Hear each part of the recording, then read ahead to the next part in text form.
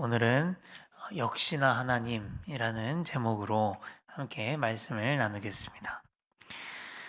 여러분, 우리의 인생이 내가 살아가는 것 같지만 하나님께 달려 있음을 믿으십니까? 네.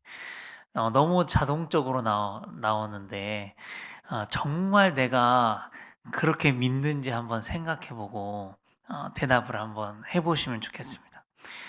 정말 내 인생이 어렵다고 느껴질 때도 믿으실 수 있겠습니까? 네, 소리가 줄어들었습니다. 네, 네. 우리가 아무 일 없거나 내가 잘 되고 행복할 때는 얼마든지 그렇다 그래요. 그렇다고 이야기할 수 있거든요. 그런데 내 인생이 정말 내가 원하지 않는 일들 앞에 놓이게 될 때, 그때도 정말 내가 흔들리지 않고 내 인생이 하나님께 달려 있다는 것을 믿는다는 것은 쉽지 않은 것 같습니다. 제 경험담이지만 이럴 때는 죽어라 붙드는 거예요. 네, 제 경험담입니다. 놓치면 내가 잠식되고 놓치면 내 소망이 먼지같이 사라져 버릴 것 같기 때문에 정말 악착같이 하나님을 붙들게 되는 겁니다. 아무 일 없을 때 믿는 것과는 사실 좀 차원이 다른 일이죠. 여러분, 그런데 열왕기하 19장에 보면 열왕기상 19장에 보면 그 믿음의 사람이었던 수많은 능력을 행했던 엘리야 선지자, 바알의 수많은 선지자들과 맞짱 떴던 그 엘리야 선지자도요, 이세벨이 너 진짜 내가 가만히 안 둬. 내가 너를 오늘 죽이지 못하면 신들이 차라리 내게 벌을 내릴 거야. 그렇게 하면서 위협을 가해올 때 이 엘리야도 생명의 위협을 느끼면서 도망을 칩니다. 그 열왕기상 19장 3절을 한번 읽어보겠습니다. 시작. 그가 이 형편을 보고 일어나 자기의 생명을 위해 도망하여. 그렇죠. 또 뭐라고 고백하냐면 4절에 읽겠습니다. 시작. 자기 자신은 광야로 들어가 하룻길쯤 가서 한 로뎀 나무 아래에 앉아서 자기가 죽기를 원하여 이르되 여호와여 넉넉하오니 지금 내 생명을 거두소서. 나는 내 조상들보다 낫지 못하나이다 하고. 네. 엘리야가 생명의 위협을 느끼고 차라리 하나님 지금 나를 죽여달라고 요청할 정도로 그런 형편이었다. 엘리야도요. 엘리야도 두려움을 느꼈다. 엘리야도 소망을 가끔은 잃었고 인간적인 우리와 같은 모습을 보이고 있습니다. 이럴 때도 정말 내 인생이 하나님께 달려 있음을 믿을 수 있겠는가? 결론부터 말씀드리면 흔들려도 믿으시라는 것입니다. 흔들렸다고 끝난 거 아니고 흔들렸다고 진 거 아니고요. 흔들렸다고 내 인생, 내 믿음이 다 끝난 것이 아닙니다. 흔들리면서도 끝까지 믿으셔야 한다는 것입니다. 두려워하면서 믿고 소망을 잃어가니까 붙잡아야 하는 것입니다. 여러분, 오늘은 남유다의 왕 히스기야 이야기가 나옵니다. 정말 오랜만에, 그렇죠? 그렇게 이 복잡했던 하나님 나라 백성, 그렇잖아요? 그런데 정말 오랜만에 하나님의 마음에 합한 사람 나왔어요. 왕이 됐습니다. 그 사람이 히스기야 왕입니다. 그가 하나님께 들었던 평을 한번 보면 이렇게 말씀을 하십니다. 오늘 말씀 3절 4절입니다. 시작. 히스기야가 그의 조상 다윗의 모든 행위와 같이 여호와께서 보시기에 정직하게 행하여 그가 여러 산당들을 제거하며 주상을 깨뜨리며 아세라 목상을 찍으며 모세가 만들었던 놋뱀을 이스라엘 자손이 이때까지 향하여 분향함으로 그것을 부수고 느후스단이라 일컬었더라. 또 5절 6절입니다. 히스기야가 이스라엘 하나님 여호와를 의지하였는데 그의 전후 유다 여러 왕 중에 그러한 자가 없었으니 곧 그가 여호와께 연합하여 그에게서 떠나지 아니하고 여호와께서 모세에게 명령하신 계명을 지켰더라. 예, 그야말로 하나님의 자랑이죠. 이스라엘의 극심한 영적인 가뭄 속에 자란 뭔가 귀한 콩 한쪽 같은 그런 느낌이셨을 것 같습니다. 그가 하나님의 마음을 얼마나 시원하게 해드렸으면 그는 이스라엘이 북과 남으로 나눠진 이후에 남유다에 한 번도 없었던 왕이었다. 그런 평을 받습니다. 그가 어떻게 이런 평을 받았는지를 자세히 살펴보려면요. 역대하로 가야 되거든요. 역대하 29장부터 32장까지를 보면 히스기야가 이때 뭘 했는지가 쭉 자세하게 나와 있습니다. 오늘 다 읽어볼 수 없으니까 집에 가서 꼭 읽어보시면 좋을 것 같아요. 제가 간단히 정리를 해서 소개를 해드리면요. 히스기야가 한 일은 딱 두 가지였습니다. 하나는 청소예요. 청소. 또 하나는 뭐냐면 예배를 바로 세우는 일이었습니다. 히스기야는 이스라엘의 회개와 또 회복에 있어서 청소와 예배를 바로 세우는 일을 대단히 중요하다고 생각했던 것 같아요. 그래서 자신이 왕이 되자마자 사람들을 동원해 가지고 대대적으로 성전을 청소하기 시작합니다. 여러분 청소하려면 제일 먼저 뭐부터 해야 되죠? 네, 맞아. 치워야 돼요. 치워야 됩니다. 그래가지고 한 일이 뭐냐면 더러운 우상들을 다 찍어버리고 깨버리고 부숴버리고 치워버리는 일을 먼저 합니다. 자, 그럼 이제 다 치웠으면 뭘 해야 되죠? 원래 세워야 할 것들, 예, 필요한 것들을 다시 깨끗하게 닦아가지고 세우는 일을 해야 되는 거예요. 히스기야가 생각할 때 다시 깨끗하게 닦아서 세워야 하는 것은 바로 제사, 예배라고 생각했습니다. 그래서 하나님께 예배 드릴 때 쓰는 기구들을 모두 다시 깨끗하게 닦고 다시 비치를 하는 것이에요. 여러분, 우리가 가만히 내 신앙을 한번 바라볼 때 시간이 꽤 오래됐음에도 불구하고 계속 뭔가 평행선만 달리고 있는 것 같고 무언가에 막혀가지고 정체되어 있는 것 같다면 그때 우리에게 필요한 것이 바로 청소입니다. 내 신앙을 좀 확 개혁하고 싶은데 나의 이 죄된 생활을 이제 그만 뒤집어 엎고 싶은데 잘 살아보고 싶은데 그럴 때 필요한 게 바로 청소입니다. 내 신앙에 불필요한 요소들을 먼저 치우는 거예요. 버릴 건 버리고 깨버릴 건 깨버리고 찍어버리는 것은 빨리 찍어버려야 하는 겁니다. 그 다음에 다시 예배를 세워야 합니다. 여러분, 예배를 세우는 일은 나와 하나님과의 관계를 다시 세우는 일입니다. 그동안에 적당히 하나님과 거리두기 하듯이 신앙생활하고 그렇게 지내왔다면 그 벽을 허물고 더 가까이 가야 하는 것이죠. 오늘 말씀에 보면 히스기야는 어떻게 했냐면 6절 말씀을 같이 읽겠습니다. 시작.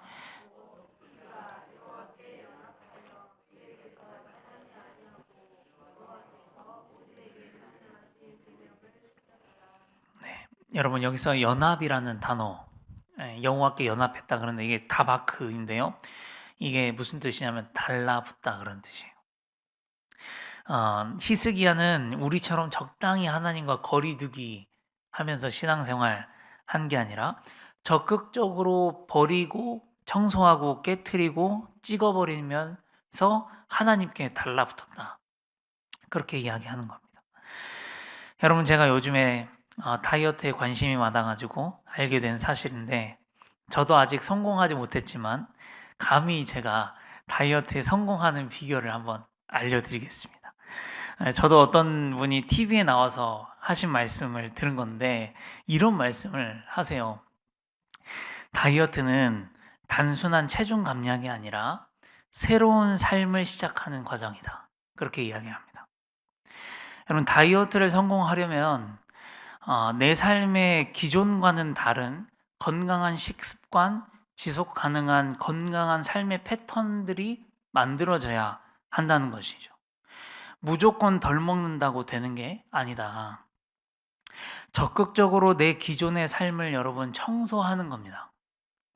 적극적으로 삶의 패턴을 건강하게 바꾸는 것이에요. 그래서 다이어트는 새로운 삶을 시작하는 과정이라 그래 이야기를 하더라고요. 그렇게 해야 건강한 다이어트를 성공할 수 있다라는 것이죠. 여러분, 그런데 우리의 믿음 생활도 마찬가지라는 생각이 드는 것이죠. 내가 뭔가 신앙의 정체기를 깨고 또는 내 죄된 생활을 이제는 그만 접고 하나님과의 거리두기를 그만하고 앞으로 나아가고 싶다면, 성장하고 싶다면 적극적으로 기존의 내 삶의 패턴들을 청소해야 하는 거죠. 그리고 그 청소한 자리에 건강한 영적인 삶의 패턴을 안착시키는 것입니다. 적극적으로 기도의 시간을 마련하고 기도의 방을 마련하고 말씀을 묵상하거나 말씀을 듣는 시간들을 갖는다든지 이런 식으로 적극적으로 영적인 삶의 패턴을 만드는 것이죠. 결국 정말 새로운 삶을 내가 시도하는 것입니다. 자, 히스기야가 그렇게 했다는 것이죠. 왕이 되자마자 완전 사람들을 긁어 모아가지고 청소부터 시작해서 성전을, 그리고 예배를 드리고 절기를 드리고, 절기를 다 드리고 난 후에는 온 이 백성들에게 온 사방으로 가가지고 있는 우상들을 다 또 청소했거든요. 여러분, 그렇게 히스기야가 대청소를 하고 예배를 다시 세웠더니 어떻게 되었냐면 18장 7절을 읽겠습니다. 시작. 여호와께서 그와 함께 하심에 그가 어디로 가든지 형통하였더라. 네. 참 그동안 보고 싶은 단어가 나왔어요. 여호와께서 그와 함께 하심에. 여러분, 이 단어가 열왕기 우리 하에 정말 오랜만에 나왔습니다. 네, 그렇죠. 그동안의 왕들과 그동안의 백성들에게는 찾아볼 수 없는 단어였어요. 여러분, 우리도 그래요. 신앙생활 하면서 가장 우리가 원하는 것 중에 하나가 뭐냐면 바로 하나님께서 나와 함께 하시는 것이죠. 여러분, 그런데 하나님은 이미 우리와 늘 함께 하십니다. 단지 우리가 거리두기를 하고 있기 때문에 멀게 느껴질 뿐입니다. 여러분, 이 비결은 뭐냐면 히스기야처럼 하면 되는 것입니다. 내 삶을 적극적으로 한번 청소해 보세요. 그리고 히스기야처럼 하나님께 한번 달라붙어 보십시오. 그러면 내가 느끼고 싶지 않아도 이미 하나님이 나와 함께 하신다는 사실이 깨달아지고 느껴지게 될 것입니다. 자, 여러분, 그런데 이제 그런데 이런 히스기야에게도 고난이 온다는 것입니다. 오늘 말씀 13절부터 16절까지 보면 아수르가 지금 올라와 가지고 모든 견고한 성읍들을 다 쳐가지고 점령을 했다, 그렇게 나와요. 그래서 하는 수 없이 히스기야가 아수르 왕에게 가서 머리를 조아려요. 내가 잘못했으니 돌아가시고 내가 조공을 바치겠습니다. 그래가지고 바치라고 한 금액이 너무나 크니까 성전과 왕궁 곳간에 있는 은과 금을 다 벗겨가지고 아수르 왕에게 줍니다.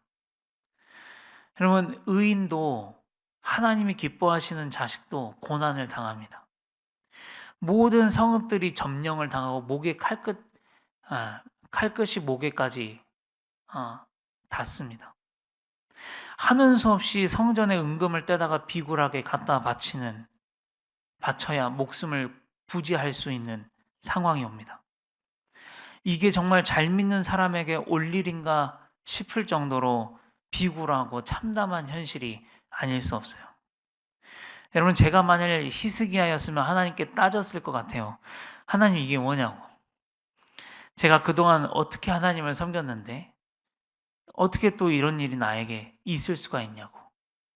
어떻게 하나님을 떠난 조상들이랑 내가 지금 같은 처지에 놓였는데 나 하나님 말씀 잘 지키지 않았냐. 어떻게 하나님 나에게 이러실 수가 있냐. 내가 그러면 지금 이렇게 하시면 그동안 내가 하나님 말씀 잘 지킨 게 다 무슨 소용이냐고. 막 저라면 그렇게 따졌을 것 같아요. 여러분, 우리도 그렇지 않습니까? 나에게 이런 아픔과 힘듦이 찾아오면 내 안에 믿음도 있지만 동시에 물음이 생겨요. 왜요, 하나님? 왜? 왜 나에게 이런 일이? 네, 여러분, 그런데 이제 다음 주 월요일까지 히스기야 말씀 계속 되거든요. 근데 이 말씀까지를 쭉 보시면 역시나 하나님이십니다. 예, 여러분, 북이스라엘이 멸망할 때는 얼마나 허무했는지 기억하세요? 하나님의 나라가 딱 두 구절 만에 멸망해요. 북이스라엘 망할 때 보겠습니다. 17장 5절 6절 두 구절 만에 망하거든요. 시작. 아수르 왕이 올라와 그 온 땅에 두루 다니고 사마리아로 올라와 그곳을 3년간 에워쌌더라. 호세아 제9년에 아수르 왕이 사마리아를 점령하고 이스라엘 사람을 사로잡아 아수르로 끌어다가 고산 강가에 있는 할라와 하볼과 메대 사람의 여러 고을에 두었더라. 딱 두 구절 만에 끝나요. 사마리아가 북이스라엘의 수도죠. 두 구절 만에 끝나는데 여러분, 하나님의 나라인데 이렇게 쉽게 멸망할 일인가 싶을 정도로, 그리고 또 이렇게 멸망하는 동안 하나님의 이야기가 없어요. 하나님에 대한 이야기가 안 나와. 이스라엘 왕들도 하나님을 찾았다는 이야기가 안 나와. 하나님도 이게 멸망할 때 뭔 액션을 취했다는 이야기 안 나와. 여러분, 그런데 남유다 이 히스기야가 처한 위기, 이 이야기는요, 오늘 말씀 18장부터 19장에 이르기까지 계속 지속돼. 예, 역대하로 가면 아까 말씀드렸던 것처럼 이 33장까지 쭉 계속되는 거예요. 여러분, 그 안에 무슨 이야기가 있냐면 히스기야가 하나님을 붙드는 이야기가 나옵니다. 여러분, 상황은 북이스라엘 때나 지금 남유다가 처한 상황이 똑같아요. 그런데 결론이 완전히 다릅니다. 북이스라엘은 하나님의 하자도 없이 망해버렸지만 남유다는 하나님을 붙들고 기도하는 히스기야 때문에 살아요. 바랄 수 없는 중에도 바라고, 두려워하면서 기도하고, 떨면서 하나님을 붙들기는 히스기야의 기도가 남유다를 살립니다. 사랑하는 성도 여러분, 우리가 처음에 그런 이야기 나눴잖아요. 내가 정말 어려운 순간에도 하나님을 믿을 수 있겠는가? 정말 어려운 순간에도 내 인생이 하나님께 달려있음을 믿을 수 있겠는가? 오늘 히스기야를 보면서 믿을 수 있으시기를 바랍니다. 우리 성도님들 중에 참 그런 힘든 순간들을 지나가고 계시는 분들이 계세요. 오늘 이 히스기야의 이야기가 그런 성도님들에게 따뜻한 위로가 되었으면 좋겠습니다. 불안해하면서 붙드는 것이죠. 두려우면서 기도하는 것입니다. 떠시면서 기도하시는 거예요. 히스기야의 기도를 들어주신 하나님, 남유다를 건지신 하나님께서 우리 성도님들의 삶에도 똑같이 역사해 주시기를 축복합니다. 중요한 건 뭐냐면 우리 안에 하나님의 이야기가 있냐는 거예요. 북이스라엘은 없었다는 거예요. 두 구절 만에 망했어요. 그런데 여러분, 히스기야를 보면 하나님의 이야기가 있어요.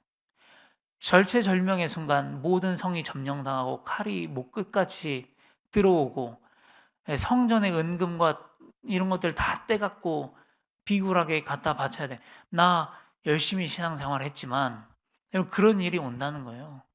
그런데 여러분, 이 안에서 우리 안에 하나님의 이야기가 있냐?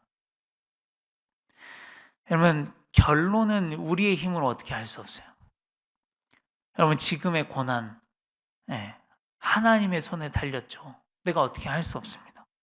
결과는 우리의 몫이 아니에요. 이 중에 우리가 유일하게 할 수 있는 건 뭐냐면 하나님과의 이야기를 만드는 것입니다. 그 사이에. 지금 만약에 그러고 계시다면 정말 잘하고 계시는 것이에요. 그거면 충분합니다. 우리 성도님들의 인생이 여전히 하나님의 손에 있으십니다.